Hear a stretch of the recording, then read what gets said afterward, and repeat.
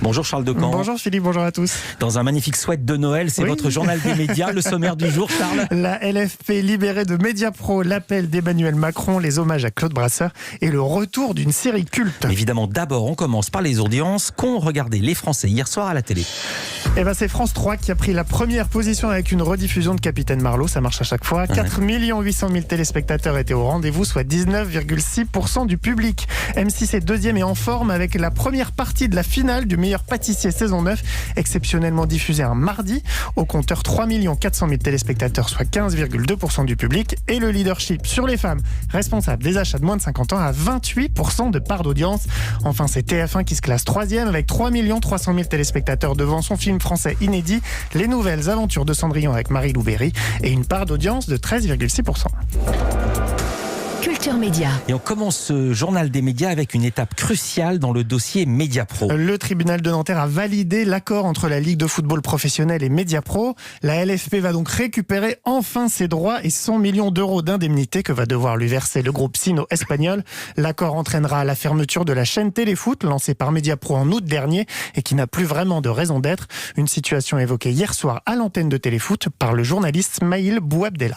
Bienvenue dans votre multiligue de 17e journée de championnat. Très heureux de vous retrouver ce soir. Notre 17e multiligue 2, notre 17e de la saison, peut-être le dernier. Nous le faisons pour vous, les abonnés, pour les clubs aussi de Ligue 2 qui nous ont accompagnés avec beaucoup de proximité et avec un soutien indéfectible depuis le début de cette aventure, de cette belle aventure.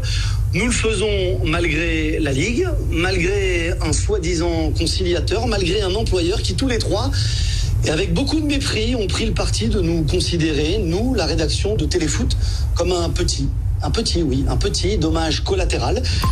Voilà, de son côté, la Ligue a une prochaine étape, c'est vendre les droits qu'elle vient de récupérer. Il n'y a pas vraiment de suspense autour de son interlocuteur privilégié, comme l'a expliqué l'économiste du sport Christophe Lepetit à Louise Bernard. Aujourd'hui, la Ligue de football professionnel est dans une urgence assez importante pour céder ses droits. Donc évidemment que tous les regards se tournent vers Canal+, qui historiquement est un diffuseur important et partenaire historique du football français. Donc c'est évident qu'aujourd'hui, Canal+ est dans une position de force parce qu'ils ont opéré un rétablissement extrêmement conséquent suite justement à l'appel d'offres de 2018 et qu'ils sont aujourd'hui avec beIN Sport, avec qui ils sont d'ailleurs en alliance, très probablement les plus à même de récupérer à très brève échéance les droits de la Ligue 1 et d'en assurer finalement une couverture médiatique très importante. La balle est donc clairement dans le camp de Canal+. Emmanuel Macron appelle les médias à la responsabilité. Dans une longue interview à l'Express, le président de la République estime que les médias jouent un rôle dans la contestation de toutes les formes d'autorité, y compris l'autorité scientifique. Cette contestation est selon lui un poison pour nos démocraties. Le chef de l'État regrette que le moindre discours, la moindre annonce soit suivi de plusieurs heures de commentaires. Il dénonce ce qu'il appelle la société du commentaire permanent qui donne le sentiment que tout se vaut, que toutes les paroles sont égales. Emmanuel Macron déplore l'écrasement des hiérarchies dans les prises de parole et appelle à revenir aux faits. 21 journalistes ont été tués en 2020 simplement pour avoir exercé leur métier. C'est 2 fois plus que l'an dernier selon les chiffres dévoilés hier par le comité de protection des journalistes. Le pays le plus dangereux pour eux est le Mexique où 5 journalistes ont été tués en 2020 dont 4 ont été assassinés en guise de représailles.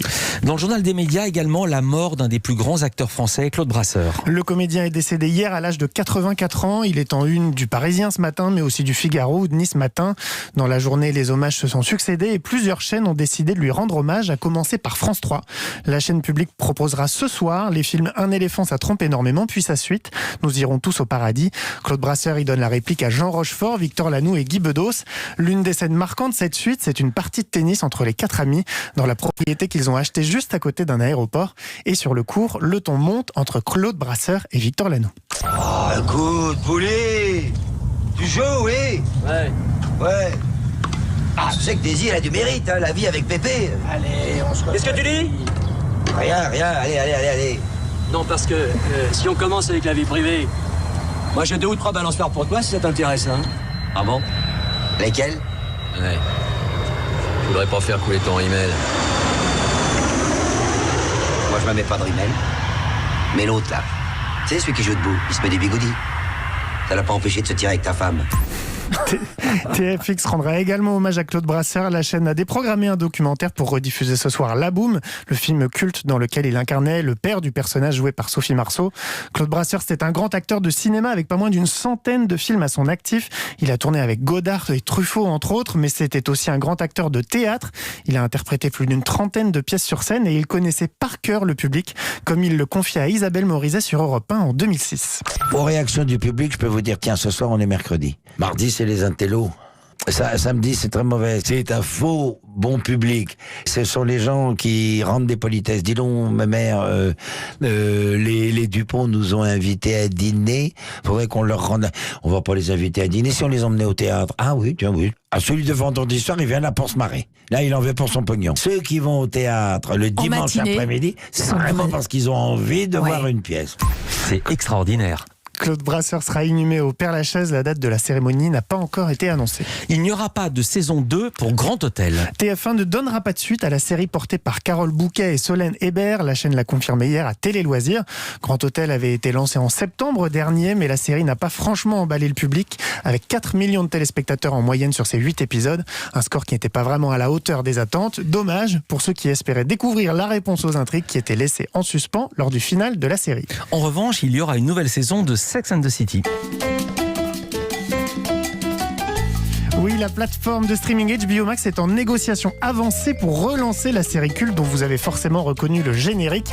Une nouvelle saison est en préparation selon le New York Post avec 3 des 4 stars de la série originale.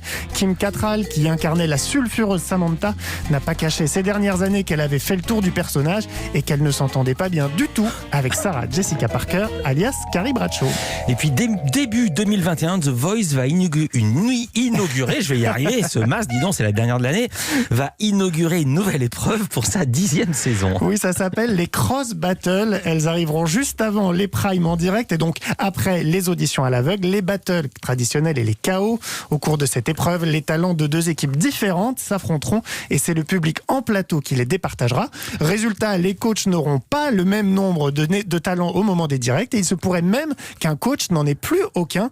De quoi pimenter un peu cette nouvelle saison. Et puis Charles, vous teniez à terminer ce journal des médias en musique, vous riez déjà. Ah, punaise. J'étais sûr. Ah là oui, je pouvais pas trouver, mais j'ai pas trouvé meilleur moyen pour finir ce dernier journal des médias de l'année qu'avec Maria Carré. Voilà, un peu de joie de Noël pour se quitter. Joyeux Noël, Charles Descamps. Merci, on vous retrouve le 4 janvier pour un nouveau journal des médias en notre compagnie. Demain, ce sera Thomas Hill qui sera ici à ce micro.